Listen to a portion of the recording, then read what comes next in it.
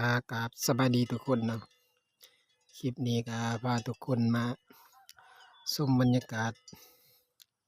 ทุ่งนายามมื้อแลงช่วงกลางฤดูหนาว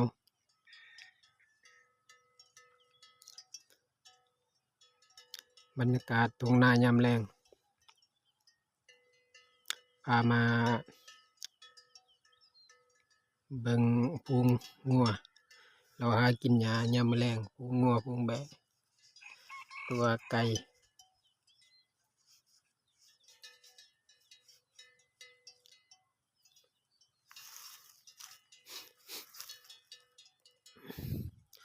ให้ทุกคนได้ชมบรรยากาศช่วงกลางเดือนปลายเดือนอันนั้นมังกรหรือว่ากลางฤดูหนาวบรรยากาศตอน5 โมงแลง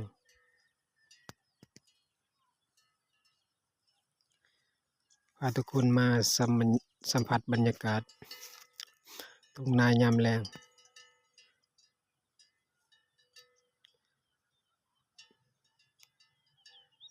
ช่วงนี้หรือว่า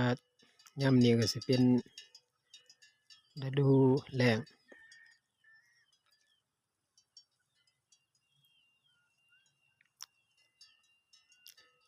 ของปลายเดือนมังกร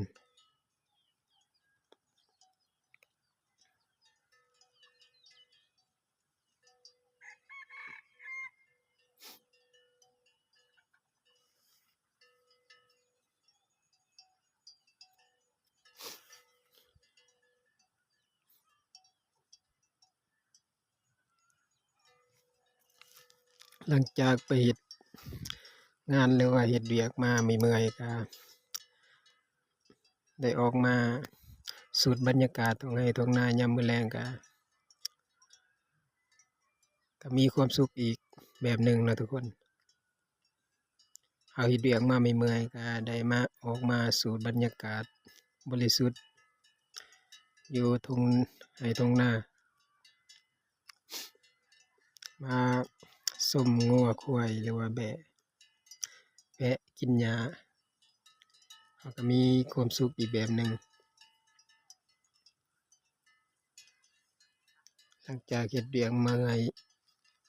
เบิดมื้อ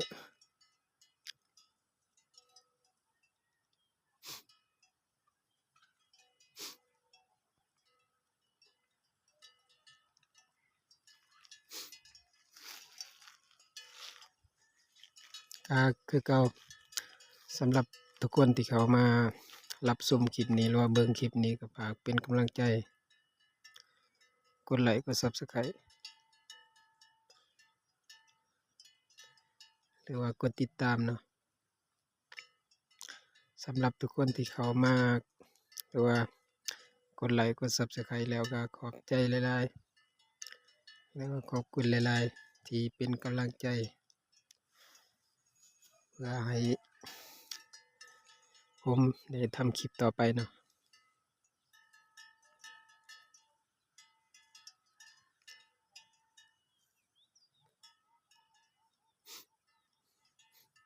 ชมบรรยากาศเก่าๆ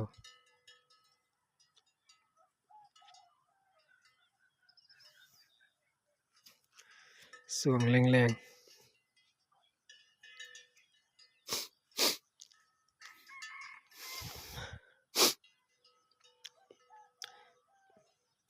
เบิ่งไก่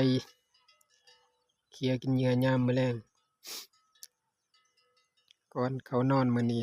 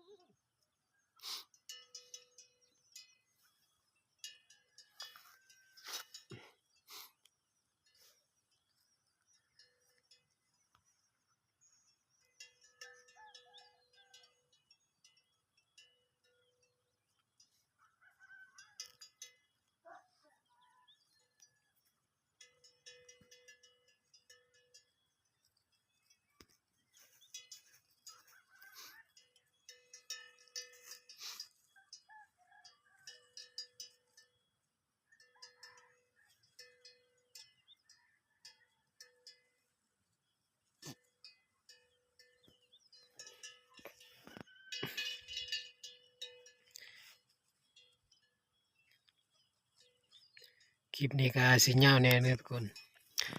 ก็ฝากทุกคนเบิ่งคลิปให้จบเพื่อสิมีกำลังใจ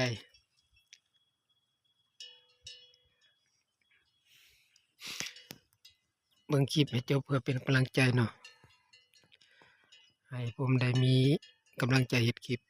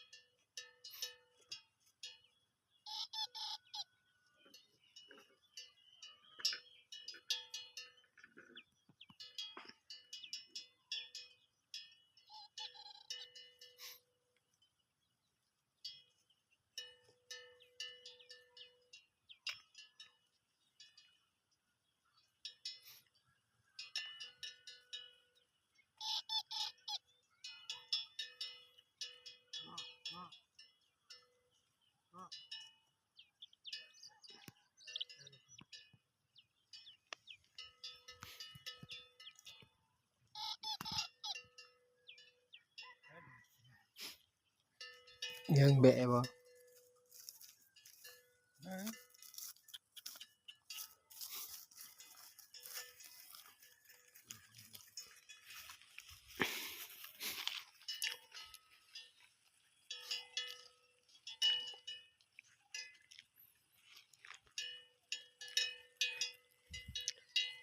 และสำหรับคลิปนี้ก็สิจบเพียงส่ำนี้เนาะทุกคนเนาะ